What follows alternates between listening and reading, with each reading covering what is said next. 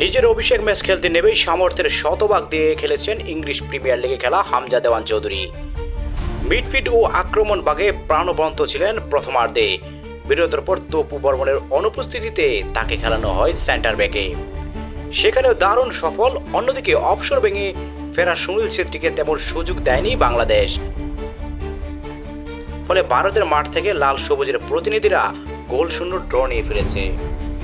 কনকনে বাতাস, ঘাসে জমছিল কুয়াশা। এমন শীতল আবহাওয়ায় জওহরলাল নেহরু স্টেডিয়ামের গ্যালারিতে ভারতীয় দর্শকরা কুয়াশা ইন্ডিয়া ইন্ডিয়া আওয়াজ তুলে পরিবেশ গরম করে রাখছিলেন।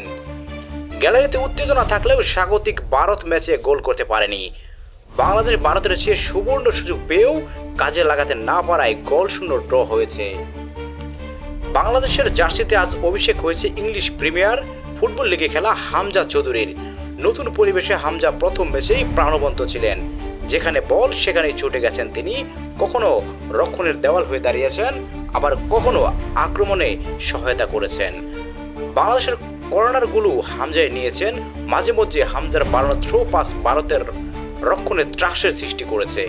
প্রতিপক্ষের সঙ্গে বল দখলের লড়াইয়ে অধিকাংশ সময় হামজায় জিতেছেন।